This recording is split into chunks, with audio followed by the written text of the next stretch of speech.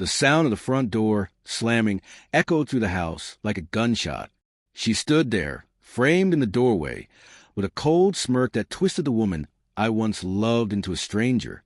On her arm clung a young man, barely past his 20s, all smug arrogance and calculated charm. Behind them toddled a small child, no older than 5. Innocent eyes oblivious to the storm that was about to break. She didn't wait for greetings. Sign these divorce papers and leave. Now! The folder hit the table with a dull thud. My heart didn't pound. It sank. Somewhere deep, I had feared this day would come. But never like this. Not with a lover half her age. Not with a child whose very presence raised 100 unspoken questions. I looked at her. No regret. No hesitation. Years of marriage dissolved into a curt command. But before I could utter a word, a voice broke the silence. What? Mom, you really don't know? It was my son, Emily, our daughter, standing at the top of the stairs, clutching a letter in trembling hands. The room seemed to pause as all eyes turned to her. My wife's face, once defiant, faltered. She descended slowly, each step heavy with revelation. You left this in the drawer, she said, her voice cracking as she held up the letter. You never thought anyone would find it, did you? I recognized the paper immediately. It was one of those things I had kept locked away, not out of secrecy, but out of respect. It wasn't supposed to see daylight. Not like this. Emily unfolded it and began to read aloud, voice trembling with the weight of truths too big for her young heart. To the man raising my son, you don't know me, but I know of you. I was with her first. She told me you were just a friend, someone harmless.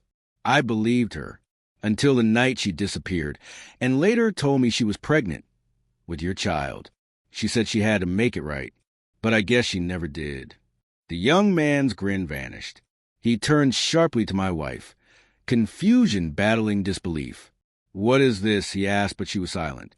Emily's hands shook as she continued. I stayed away because she asked me to. She said she needed stability, that you were the stable one, that I was just a mistake. So I let her go, but I never stopped wondering about my son, until I saw photos. And here's my eyes. I felt as if the air had been sucked from the room. My son, the boy I had raised, cherished, and called mine, was not my biological child.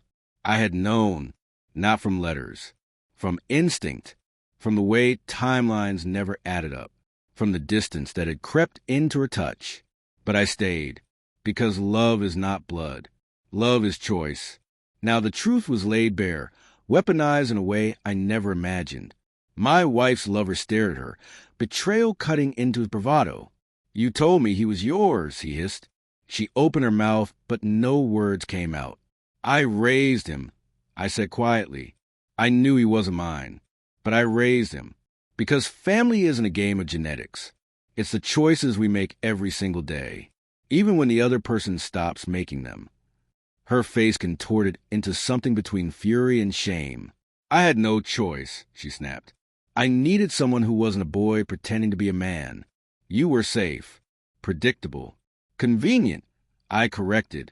For a moment, there was nothing but the shallow breathing of the child as he watched the adults unravel his world. He didn't understand, not yet, but one day he would. The lover's patience evaporated. You lied to me, too?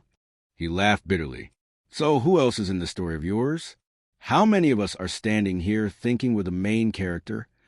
I almost pitied him. Almost. My wife's mask cracked then.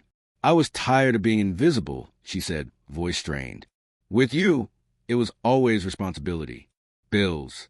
Schedules. You turned me into a ghost of myself.